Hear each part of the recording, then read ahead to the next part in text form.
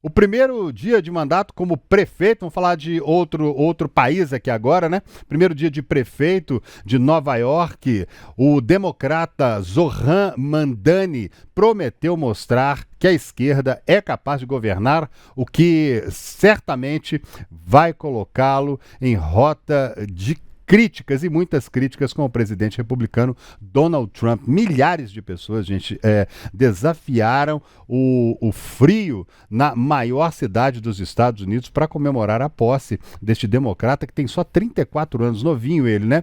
Um virtual desconhecido há quase cerca de um ano aí. Vamos ouvir. There are many who will be watching.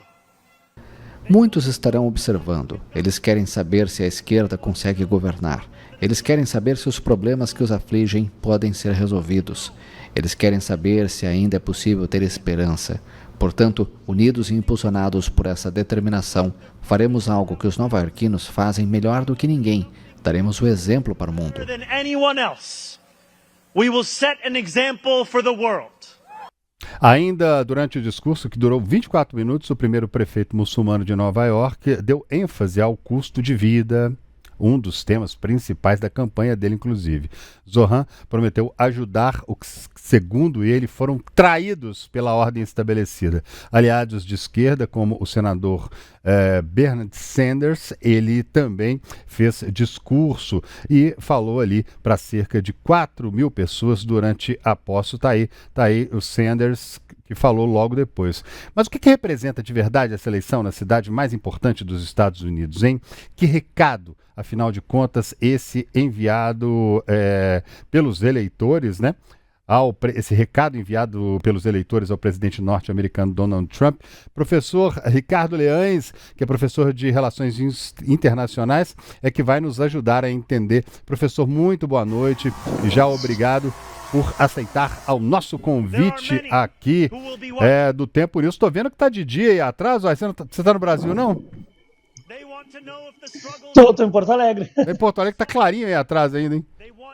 Ué? Porto Alegre escurece mais tarde. Mais tarde? Que coisa? Mais ao sul, escurece mais tarde. Tá de dia aí. Quando tinha horário de verão, chegava a ficar 9 da noite e ainda tinha luz. Ah, é bom que sobra, tem mais tempo, tem mais dia. Ô professor, que recado é esse que a esquerda lá nos Estados Unidos, elegendo um prefeito muçulmano para a cidade de Nova York? É um recado importante? Obviamente que deve ser, né? Sim, sem dúvida, André. É uma eleição que me chamou muito a atenção, eu acompanhei com bastante afinco, desde o momento em que o Mamdani se lançou ainda como pré-candidato, desafiando figuras tradicionais do Partido Democrata, e ele teve um sucesso muito grande em arregimentar um grupo político muito coeso, muito sólido e muito combativo, que lhe permitiu vencer as prévias de um ex-governador, Andrew Cuomo, e mais do que um ex-governador, filho de um ex-governador muito popular, e depois conseguiu vencer as eleições gerais novamente contra o Andrew Cuomo. E o que chamou muito a atenção no discurso de ontem foi um esforço repetido dele de mostrar que ele vai governar de acordo com os princípios que orientaram a sua campanha. Em mais de uma oportunidade, ele comentou que ele não quer que a campanha dele fique conhecida pela história, ele quer que o seu mandato fique conhecido. E ele sabe que o desafio é enorme, mas ele está disposto a tentar. Isso mesmo, ou seja, a gente tem que sempre ficar atento, acompanhou todo esse detalhe. Agora, professor, quando o Mamdani diz a esquerda precisa provar que sabe governar, a gente está falando de um desafio mais administrativo ou simbólico, considerando os Estados Unidos como um país tão dividido, né? A gente está pareando com eles aqui na polarização, né? Eu diria que difícil saber o que passa na cabeça dele, né? Mas eu diria que o desafio para ele é um desafio político e estratégico, não é administrativo. Existem bons casos de sucessos administrativos de pessoas de esquerda no mundo inteiro. A grande questão é que nas democracias liberais é muito comum que candidaturas que entusiasmam a população, no momento em que essas pessoas são eleitas e começam a governar, os resultados acabam sendo um tanto quanto frustrantes. Fica mais ou menos naquela linha que o Spiridon a mim uma vez disse que o poder é como um violino. A gente toma com a esquerda e toca com a direita. E é justamente isso que ele não quer que aconteça. Ele quer governar pela esquerda, governar por aquilo que o elegeu. Ele foi muito transparente em relação aos seus principais objetivos de campanha. O centro da estratégia dele é a redução do custo de vida em Nova York, e para isso ele conta com um conjunto de iniciativas que ele quer realizar, que ele quer tornar concretas. Agora, claro, o desafio é viabilizá-las. A grande questão, que me parece, é que ele está disposto a tentar. Diferentemente de outros políticos de esquerda ao redor do mundo, que acabam desistindo de tentar, alegando que a correlação de forças não é favorável, que é muito difícil viabilizar essa possibilidade. Ele está tentando encarar esse desafio, agora nos resta saber se ele vai conseguir. Agora, a gente sempre tem essa impressão aqui, né, professor, de que nos Estados Unidos a vida é bem mais tranquila, é bem mais fácil. Agora, ele ganhou essa eleição com um discurso ali, falando sobre aluguel, falando sobre custo de vida. A gente teve esse ano passado, agora de 2025, Donald Trump colocando tarifaço, o preço do café subindo, vários preços subindo, carne, muita gente com problema ali. E Nova York vai e diz, olha, a gente vai eleger uma pessoa que está dizendo que vai prestar atenção na questão do custo de vida aqui, questão de aluguel, porque lá os preços dos aluguéis são fabulosos, né? São enormes, são muito complicados os preços em Nova York. E ele vai e ganha a eleição falando que vai olhar exatamente para isso. E ainda assim também, o muçulmano, ele não vai poder se tornar presidente da República por não ser norte-americano, se não me falha a memória, a regra lá é assim, não sei se houve alguma mudança, mas até pouco tempo era assim, a pessoa de outro país não pode se tornar presidente. Mas ainda assim, ele também manda um recado ali para as pessoas que estão lá e que não são dos Estados Unidos, de que podem ter um pouco mais de apoio nas mãos dele, né?